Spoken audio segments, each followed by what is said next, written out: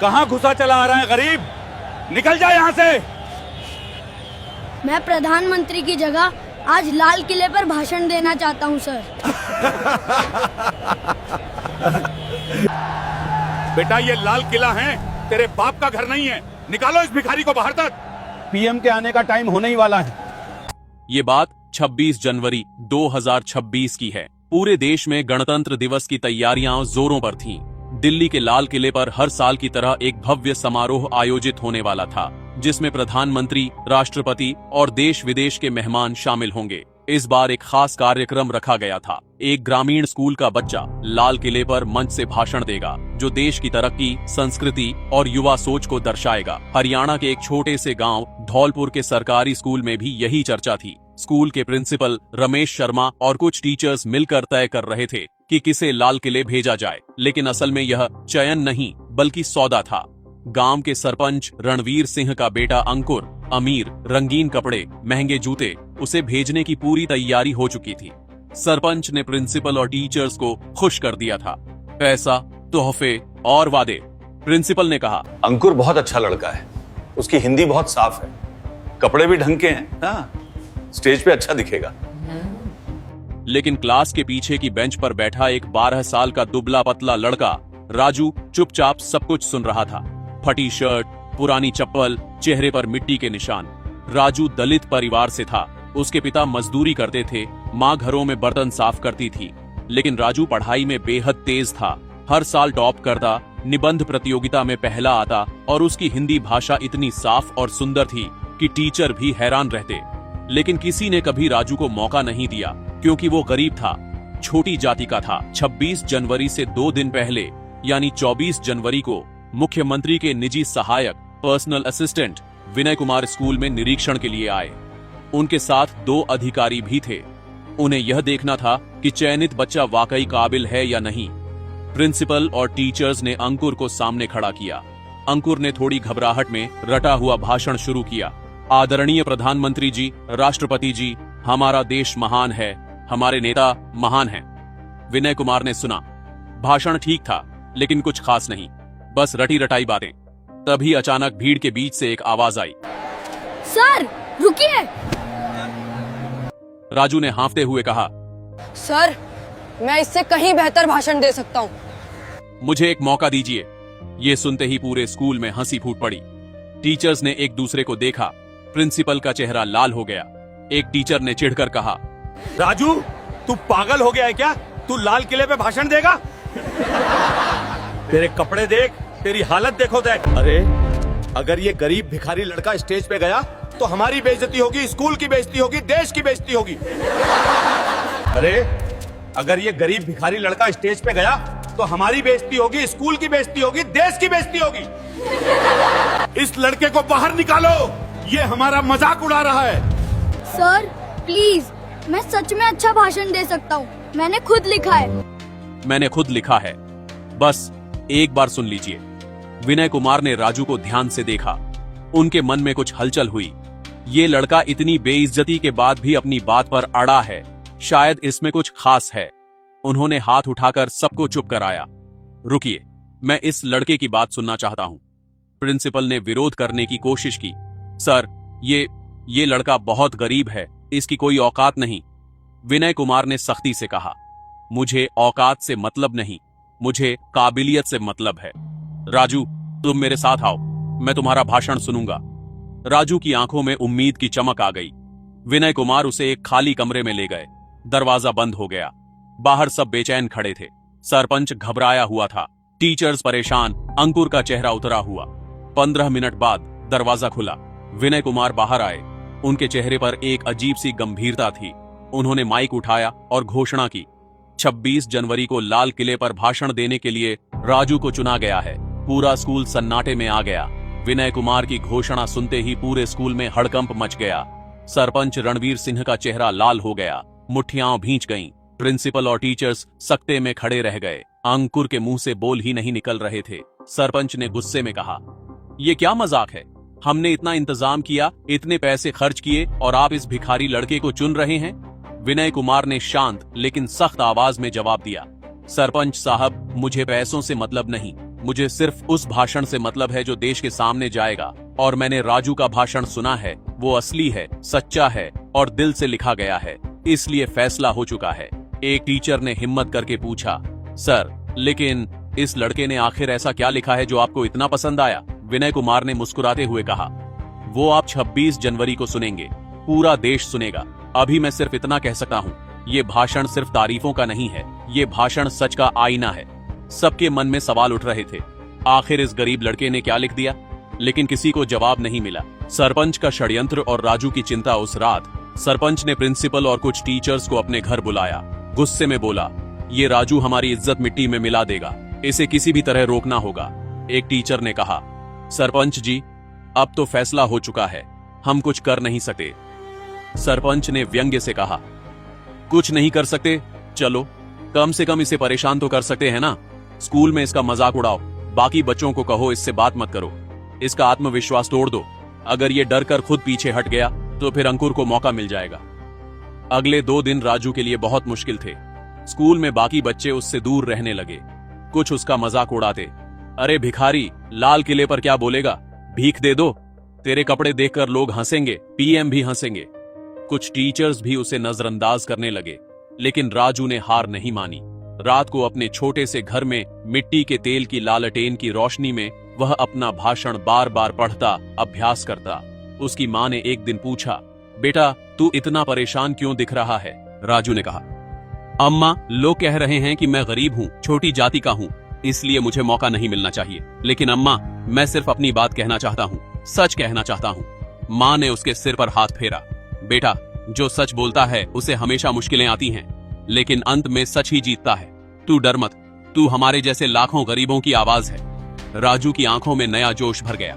26 जनवरी की सुबह दिल्ली की यात्रा। 26 जनवरी की सुबह राजू को एक सरकारी गाड़ी में बिठाकर दिल्ली ले जाया गया। साथ में प्रिंसिपल और एक टीचर भी थे। दोनों चुपचाप बैठे थे, लेकिन मन ही मन परेशान। जब गाड़ी लाल किले के पास पहुंची तो राजू की सांसें तेज हो गईं। इतनी बड़ी भीड़, इतनी सुरक्षा, इतने कैमरे। उसने सोचा, यहाँ पूरे देश के सामने बोलना है, डरना नहीं है। उसे ग्रीन रूम में ले जाया गया। वहाँ कुछ अधिकारी और आयोजक थे। एक आयोजक ने उसे ऊपर से नीचे तक देखा। तुम्हारे पास कोई अच्छे कपड़े नहीं है क्या? ये फटी शर्ट पहनकर स्टेज पर जाओगे? राजू ने शांति से कहा, सर मेरे पास यही है, लेकिन मेरे शब्द साफ हैं, मेरे विचार साफ हैं, कपड़ों से ज्यादा ये मायने रखता है। आयोजक चुप हो गया।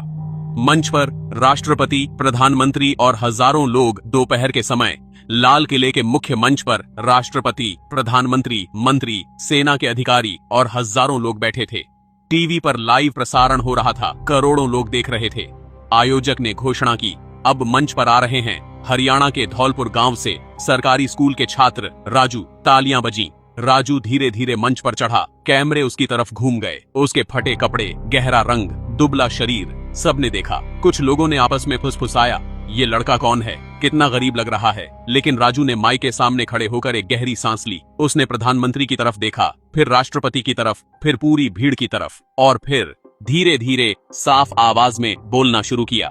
आदरणीय राष्ट्रपति जी, आदरणीय प्रधानमंत्री जी, मंच पर उपस्थित सभी गणमान्य अतिथि और मेरे प्यारे देशवासियों, जय हिंद। पूरा लाल किला खामोश हो गया। सबकी निगाहें राजू पर टिकी थीं। अब असली भाषण शुरू होने वाला था, वो भाषण जो पूरे देश को हिला देगा। राजू ने एक पल रुककर पूरे लाल किले को देखा। लाखों तिरंगे झंडे, हजारों लोग, कैमरे और सामने बैठे देश के सबसे बड़े नेता। उसकी आवाज में अब कोई डर नहीं था, बस सच्चाई थी।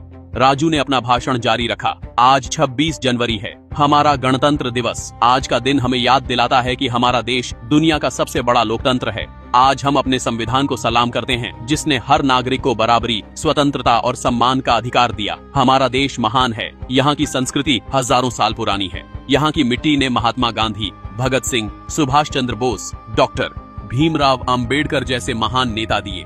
हमारे देश ने अंग्रेजों से आजादी छीनी, हमने अपना संविधान बनाया, और आज हम दुनिया की 5वीं सबसे बड़ी अर्थव्यवस्था हैं। हमारे नेता मेहनत कर रहे हैं, सड़कें बन रही हैं, स्कूल खुल रहे हैं, अस्पताल बन रहे हैं, गरीबों के लिए योजनाएं चल रही हैं। Digital India, make in India, skill India, हर तरफ विकास हो रहा है। मैं अपने देश पर, अपने नेताओं पर गर्व करता हूँ। यहाँ तक सब कुछ सामान्य था। लोग खुश होकर तालियां बजा रहे थे। प्रधानमंत्री भी मुस्कुरा रहे थे। लेकिन अब राजू की आवाज में एक अलग ही गंभीरता आ गई। लेकिन आदरणीय नेताओं, मैं आज यहां सिर्फ तारीफ करने नहीं आया हूं, मैं यहां सच बोलने आया हूं। हमारा संविधान कहता है सब बराबर हैं, लेकिन क्या सच में ऐसा है? मैं एक छोटे से गांव से आता हूं। मेरा परिवार दलित है। मेरे पिता मजदूरी करते हैं, मेरी मां बर्तन साफ करती है। मैं अपनी क्लास में हमेशा टॉप करता हूं, निबंध प्रतियोगिताओं में पहला आता हूं। लेकिन जब मैंने कहा कि मैं लाल किले पर भाषण देना चाहता हूं, तो सबने मुझ पर हंसा। मेरे स्कूल के प्रिंसिपल और टीचर्स ने सरपंच के बेटे को चुना था, क्योंकि उसके पास पैसा था। मुझसे कहा गया, तू गरीब है, भिखारी है, तेरी औकात नहीं। मुझसे कहा गया, अगर तू स्टेज पर गया तो देश की बेइज्जती होगी। क्यों? क्योंकि मेरे कपड़े फटे हैं, क्योंकि मेरी जाति छोटी है। पूरे लाल किले में सन्नाटा छा गया। कैमरे राजू पर फोकस हो गए। प्रधानमंत्री की मुस्कान गंभीर हो गई। राजू ने आगे कहा, मैं अपने देश से प्यार करता हूं, लेकिन मुझे दर्द होता है जब मैं देखता हूं कि भेदभाव आज भी जिंदा है। हमारे संविधान निर्माता डॉक्टर भीमराव अंबेडकर दलित थे और उन्होंने इतना बड़ा संविधान लिखा। हमारे पूर्व राष्ट्रपति के आर नारायणन रामनाथ कोविंद दलित समुदाय से थे और उन्होंने देश को गर्व दिया। हमारे कई मंत्री, IAS अधिकारी, डॉक्टर, इंजीनियर छोटी जातियों से हैं। तो फिर गांवों में, स्कूलों में, दफ्तरों में आज भी गरीबों को, दलितों को क्यों नीचा दिखाया जाता है? आज भी कई गांवों में दलित बच्चे अलग बैठकर खाना खाते हैं। आज भी नौकरियों में जाति देखी जाती है। आज भी अमीर के बच्चे को हर मौका मिलता है, गरीब के बच्चे को सिर्फ सपने मिलते हैं। हमारा देश तब महान बनेगा जब हर बच्चे को बराबर मौका मिले, चाहे वो किसी भी जाति का हो, किसी भी धर्म का हो, गरीब हो या अमीर। मैं आज यहाँ सिर्फ इसलिए खड़ा हूं क्योंकि एक ईमानदार अधिकारी ने मुझे मौका दिया। अगर वो भी मेरे कपड़े देखकर हंस देते तो आज मैं यहाँ नहीं होता।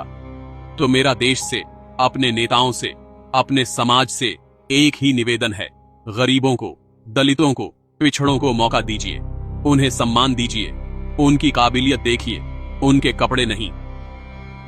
जय हिंद, जय भारत, जय संविधान। राजू ने हाथ जोड़े और माइक से पीछे हटा। कुछ सेकंड के लिए पूरा सन्नाटा रहा। फिर अचानक प्रधानमंत्री खड़े हो गए और जोर से तालियां बजाने लगे। उन्हें देखकर राष्ट्रपति भी खड़े हुए। फिर मंत्री, फिर सेना के अधिकारी, फिर पूरी भीड़, सब खड़े होकर तालियां बजाने लगे। करोड़ों टीवी देखने वाले लोगों की आंखों में आंसू थे। प्रधानमंत्री मंच पर आए, राजू के कंधे पर हाथ रखा। बेटा, तुमने आज वो कहा जो कहना जरूरी था। तुमने सच का आईना दिखाया। मैं वादा करता हूँ, हम इस भेदभाव को खत्म करने के लिए और सख्त कदम उठाएंगे। तुम्हारी आवाज पूरे देश तक पहुँच गई है। राष्ट्रपति ने राजू को एक विशेष सम्मान पत्र और अवार्ड दिया। उस दिन के बाद राजू की कहानी हर अखबार में छपी, हर न्यूज चैनल पर दिखाई गई। सोशल मीडिया पर उसके भाषण के वीडियो वायरल हो गए।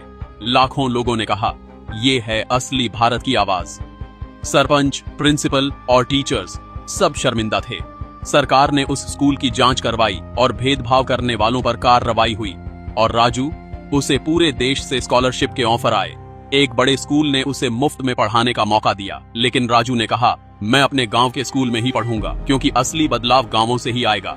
दोस्तों, यह कहानी यहीं खत्म होती है। एक गरीब, भिखारी समझे जाने वाले लड़के ने साबित कर दिया कि असली ताकत सच बोलने में है, दिखावे में नहीं। अगर इस कहानी ने आपको प्रेरित किया हो, अगर आपको लगता है कि हर बच्चे को बराबर मौका मिलना चाहिए, अगर राजू के साहस और भाषण ने आपके दिल को छुआ, तो इस वीडियो को एक लाइक जरूर करें और कमेंट में लिखें, जय संविधान, जय बराबरी। इस कहानी को अपने दोस्तों और परिवार के साथ शेयर करें, ताकि यह संदेश दूर तक पहुंचे कि भेदभाव गलत है और हर इंसान को सम्मान मिलना चाहिए। और हाँ, ऐसी ही दिल को छू लेने वाली, प्रेरणादायक और समाज को झकझोरने वाली कहानियों के लिए हमारे चैनल को सब्सक्राइब और फॉलो करना बिल्कुल मत भूलना। अगली कहानी में फिर मिलेंगे, एक नया सबक, एक नई सच्चाई और एक नया जीवन का पाठ लेकर। तब तक के लिए सच्चे रहिए, निडर रहिए, इंसानियत बनाए रखिए। जय हिंद, जय भारत, जय संविधान।